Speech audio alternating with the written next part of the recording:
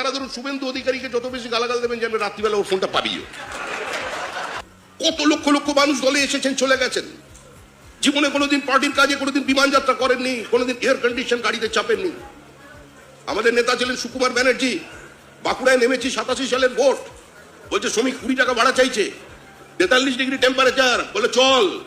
ওনার কষ্ট, আমার তো কষ্ট সহ্য করার ক্ষমতা নেই, বলে চল। হাঁটতে থাকি, হেঁটে গুণময় চ্যাটার্জির বাড়ি চলে গেলাম। এই ছিল পরিস্থিতি। কঠিন পরিস্থিতির মধ্যে তপন সিকদার স্কুটার চালিয়ে এখান থেকে চলে গেলেন রানাঘাট। এখন ভাবলে কাউকে বললে গল্প বলে বিশ্বাস করবে। রাহুল গান্ধী বিজেপি বিয়ে করার 3 দিন পর থেকে কোথায় চলে গেল, 1 মাস পরে ফিরল। অন্য রাজ্য হলে গন্ডগোল হতো। তো এইভাবে পার্টি চলেছে। তো প্রত্যেকের এখানে কন্ট্রিবিউশন আছে। মহাদেব পোশাক সামনে বসে আছে, পার্টির অবস্থা কিরকম মহাদেব পোশাকের ডায়েরি দেখলে বোঝা যায়। মহাদেব পোশাকের মেয়ে হয়েছে, মেয়ের অন্নপ্রাশন, আবার মুক্তিযোদ্ধা বাংলাদেশে, মেয়ের অন্নপ্রাশন। আমি একটু কম খাই, অল্প খেয়ে পালানোর ধান্দায়, তখন ট্রেনে করে গেছি, গিয়ে দেখি গিয়ে একটা ফিশ ফ্রাই নিয়েছি, অর্ধেকটা খেয়ে আমার ছেলে বৌদি করছে, হঠাৎ এই বৌদি একটু গম্ভীর, বুঝতে পারলাম না কারণটা। পরের দিন মহাদেব পোশাক এসছেন 2 দিন পরে পার্টি অফিসে। হ্যাঁ যাইছিলেন, জানি তো, খাননি কিছুই, সে খবরও পাইছি। আপনি কোথায় ছিলেন? 700 লোকের নিমন্ত্রণ, কোথায় ছিলেন আপনি? কি করুন, গোসাবাই ডেট দিয়ে ফেলছিলাম তো। বাড়ির মেয়ের অন্নপ্রাশন, গোসাবাই বক্তৃতা করছে, তার নাম মহাদেব পোশাক। এদের নিয়েই তো পার্টি। আমাদের থেকে 80 দশকের মানুষ বলতো এত পাগলেরা পার্টি করে। উত্তর 24 পরগনায় আশিসদার বাবা, আশিসদা এসছেন, কত টাকা খরচা করেছেন গাড়ি নিয়ে। তখন গাড়ি কজনের ছিল? ওনার বাবার ছিল। চারিদিকে গোটা উত্তর 24 পরগনা পাগলের মতো ঘুরে বেরিয়েছেন। জানতেন হারবে, কিন্তু তাও ঘুরে বেরিয়েছেন। কারণ একটা মতাদর্শ নির্ভর পার্টি। একটা পার্টি একটা নির্দিষ্ট কারণে ক্ষমতায় আছে। আমাদের এখানে শ্যামল হাতি বসে আছেন, এই শ্যামল হাতি। অনেকে জানেন না, শ্যামল হাতি আমাদের নকশালদের বিরুদ্ধে প্রচার করতে গেছিলেন নরসিংহ দত্ত কলেজে, তুলে রেখে সোলের কায়দায় ধর্মেন্দ্রকে যেভাবে বেঁধে রেখেছিল, তাকে শ্যামল হাতিকে বেঁধে রেখেছিল রেল লাইনের ওপরে। বেঁধে রাখবার পরে গরম শীষে, পায়ের ডান পাটা দেখুন পুরো পোড়া, গরম শীষেটা পুরো পায়ের মধ্যে ঢেলে দিল, কিন্তু তাও বিদ্যার্থী পরিষদের প্রার্থী পদ থেকে তাকে সরিয়ে নিয়ে যেতে পারে। সেই মানুষগুলোকে নিয়ে আমাদের রাজি। প্রত্যেকের কাছে আমি অনুরোধ করছি, অনুরোধ করার কোনো প্রয়োজন নেই, কারণ আমার সকলেই সহকর্মী। শুধু তারা আমি জানিয়ে দিচ্ছি, এসআইআর এর যে কাজ শুরু হবে, তাতে আপনি সক্রিয়ভাবে স্বইচ্ছায় স্বতঃপ্রণোদিত হয়ে অংশগ্রহণ করুন। কে আপনাকে ডাকবে, কার কাছে দায়িত্ব, কার কাছে ভোটার লিস্ট চিন্তা করবেন না। না হলে আপনি জেলা সভাপতিকে ফোন করবেন, কিভাবে আপনি যুক্ত হবেন সেটা আপনাদের ব্যাপার। কারণ আপনারা এখানে যারা বসে আছেন, এক একজন নাম আর করে চিহ্নিত করছেন। অনেকে এমন মানুষ এখানে বসে আছেন যে বিজেপির ফেভারে কথা বলেছে, সেটা শুনতে পেয়েছেন। কল্যাণদাও আছেন, পুরো হারাদুল্লাহ পাশাপাশি বসে যান। 2জন নদিয়া জেলার, যে নদিয়া জেলার মিছিল না এলে আমাদের কলকাতায় মিছিল শুরু হতে পারতো না, সেই নদিয়া জেলার 2জন সভাপতি বসে আছেন। আপনারা নিজেদের উদ্যোগে, হারাদুল্লাহ তো কাজের মধ্যেই আছেন, প্রধানমন্ত্রীর সভায় প্রচন্ড পরিশ্রম করেছেন, অনেক লোকজন নিয়ে এসেছেন। সুকল্যাণদা শারীরিকভাবে অসুস্থ, কিন্তু সুকল্যাণদাকে বলছি আপনি অন্তত ফোন চালান, 20টা-25টা করে ফোন করুন।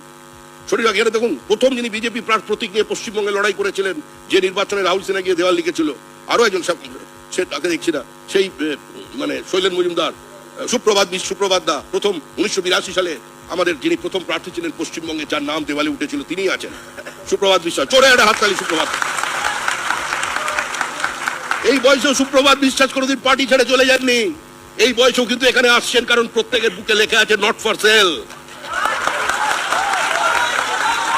প্রত্যেকের এখানে যারা বসে আছেন, প্রত্যেকে জানে পার্টি টিকিট দেয় না দেয়, পার্টি ডাকুক না ডাকুক, পদ পাই না পাই, ন্যাশনাল এক্সিকিউটিভে না ঢুকতে পারি, ন্যাশনাল কাউন্সিল না পাই, স্টেট কমিটিতে না পাই, আমি মারা যাওয়ার পর আমার মৃতদেহের উপরে যেন বিজেপির পতাকা থাকে, তারা এখানে বসে আছে। তাই নতুন করে বলবার কিছু নেই, এই নির্বাচন আমাদের জিততে হবে। বিহারের মানুষ জঙ্গলরাজকে আসতে দেয়নি, আর আমরা মহা জঙ্গলরাজকে এখান থেকে উচ্ছেদ করব, এবং উচ্ছেদ হবেই। তৃণমূল চলে গেছে, তৃণমূল চলে যাবেই। 2011 সালেও এত অ্যান্টি ইনকামবেন্সি সিপিআইএম এর বিরুদ্ধে ছিল না। 2021 সালে আমরা ক্ষমতায় আসবো ভেবেছিলাম, কিন্তু প্রেসিডেন্সিয়াল রিজিয়নের 110টা আসনে আমাদের একজন ছাড়া, ভাটপাড়া ছাড়া আমরা কোনো আসনে জিততে পারিনি। এটা শুধু ভোটের কারচুপি বলে কোনো লাভ নেই। তখন মানুষ আমাদের বিরোধী দলে বসাতে চেয়েছে। তৃণমূল চলে যাবেই। 2026-এর নির্বাচন তৃণমূলের বিসর্জন অবশ্যম্ভাবী। কে কোন দায়িত্বে আছে ভুলে যান, কোন কি কমিটি হবে ভুলে যান, কে প্রাপ্তি হবে ভুলে যান। নিজের বুথকে শক্তিশালী করুন, এসআইআর এর কাজে ঝাঁপিয়ে পড়ুন। যার উপরে দায়িত্ব আছে সেটি কাজ না করে কলার ধরে তাকে বার করুন। ওঠ তুই, সময় না গেলে ওঠ, বেরো না পারলে বাইরে। বসে থাকার কোনো জায়গা নেই। এই লড়াই শেষ লড়াই, না হলে আর আমরা পার্টি করতে পারবো না।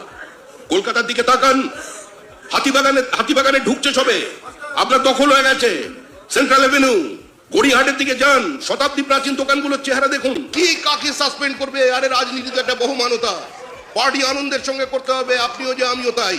আমি তো 10 বছর কোনো সাংগঠনিক পদে ছিলাম না, আমি নিচে বসতাম, উপরে বসতাম, আমি এবার একটু পিছন দিকে কোণে গিয়ে বসতাম। এখন দেখছি রাজনীতিটা হয়, এটা মানতে হবে আপনাদের।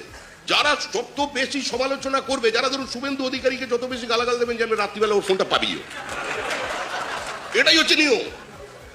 এভাবেই চলছে। আমরা বহু, আমি 40 বছর হয়ে গেল, আমি এ ধরনের বেশি হয়ে গেছে। এখন আমার এটা আমার বন্ধু বলে, এর বলো না, বয়সটা বেশি লাগবে, এটা বলো না, আমারই বন্ধু, স্কুলের বন্ধু সে বলে। তো সেরকম আমরা অনেক দিন এরকম কাটিয়ে এসেছি এবং হারবো জেনে কাটিয়েছি, কিন্তু আজ আমরা জিততে এসেছি, কারণ এই লড়াই শেষ লড়াই।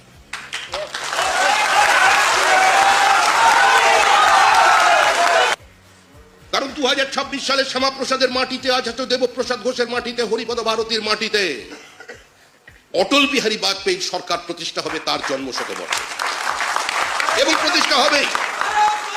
তৃণমূল কংগ্রেস চলে যাচ্ছে, তৃণমূল কংগ্রেস চলে যাবে, তৃণমূল কংগ্রেসকে কেউ রাখতে পারবে না। যদি এই মুহূর্তে এসআইআর বন্ধ করে দেওয়া হয়, যদি এই মুহূর্তে ইডি সিবিআই এর দপ্তরে তালা লাগিয়ে দেওয়া যায়, যদি এই মুহূর্তে বলে দেওয়া যায় যে আর কোনো নোটিশ জিএসটি পাঠাবে না, ইনকাম ট্যাক্স পাঠাবে না, তারপরেও পশ্চিমবঙ্গে মমতা ব্যানার্জি হারবে। কিন্তু আপনারা যারা এখানে আছেন, চুপ করে বসে থাকার সময় নেই, এটা হাততালির সময় নয়। আজকে এই এসআইআর এ আপনাদের অংশগ্রহণ করতে হবে। এই এসআইআর নিয়ে তৃণমূল কংগ্রেস সমাজের মধ্যে বিভ্রান্তি তৈরি করছে। আমাদের ট্র্যাডিশনাল ভোট ব্যাংকের উপরে তৃণমূল হাত বসানোর চেষ্টা করছে। তৃণমূলের এই বিভ্রান্তিমূলক প্রচারে যদি কেউ পা না দেয়, তার জন্য সতর্ক থাকতে হবে। স্বামী বাবা থাকে কোথায়? বাবা থাকে উত্তর 24 পরগনায়, 10 ছেলে মুর্শিদাবাদে, 5 মেয়ে মালদায়। এই পরিস্থিতি হয়ে আছে ভোটার লিস্টে। যখন হিয়ারিং শুরু হবে, আপনাদের প্রত্যেককে, আপনাদের পবিত্র কর্ম হচ্ছে সেটা, আপনার কোন দায়িত্বে আপনি আছেন, কোন দায়িত্বে নিয়ে আছেন সেটা প্রশ্ন নেই। কোন মন্ডল সভাপতি, কোন শক্তি কেন্দ্র প্রমুখ আপনাকে ডেকেছে কি ডাকেনি সেটা বক্তব্য নয়। একজন দলীয় কর্মী হিসেবে আপনি শ্যামাপ্রসাদ মুখার্জির কথা স্মরণ করে এবং অটল বিহারী বাজপেয়ীর এই আজকে শতবর্ষে এই প্রতিজ্ঞা করে নিয়ে আজকে আমরা এখান থেকে সবাই যাব যে এসআইআর এ আমাদের প্রত্যেকে অংশগ্রহণ করবে। এই হিয়ারিং এ যে কোনো মূল্যে আজকে আমাদের যে প্রাথমিক কাজ হচ্ছে এখন এসআইআর। এখন মনে রাখবেন, এসআইআর বিজেপি আর বিজেপি এসআইআর, পশ্চিমবঙ্গের ভোটার লিস্টের অবস্থা যা হয়ে আছে। যারা আনন্দ করছেন রোহিঙ্গা কোথায়, আরে রোহিঙ্গা বাংলাদেশি খুঁজে বার করানোর কাজ রাষ্ট্রের। আমরা এখন আর রাজনৈতিক দলের প্রতিনিধিত্ব করছি, নির্বাচন কমিশন, সাংবিধানিক সংস্থা, তারা তাদের কাজ করছে, তারা তাদের মতো করে কাজ করে যাবে। আমাদের কাজ হচ্ছে সহযোগিতা করা।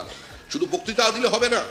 আমরা দীর্ঘদিন বক্তৃতা করেছি, বাংলাদেশি অনুপ্রবেশের কথা বলেছি, ডেমোগ্রাফিক চেঞ্জের কথা বলেছি, শ্যামাপ্রসাদের আত্মবলিদানের কথা বলেছি, আমরা দীর্ঘদিন পশ্চিমবঙ্গের এই পোরাস বর্ডারের কথা বলেছি। কিন্তু আজ সরকার আমাদের সে দায়িত্ব তুলে দিয়েছে, সেই কাজকে এগিয়ে নিয়ে যাওয়া আমাদের দায়িত্ব।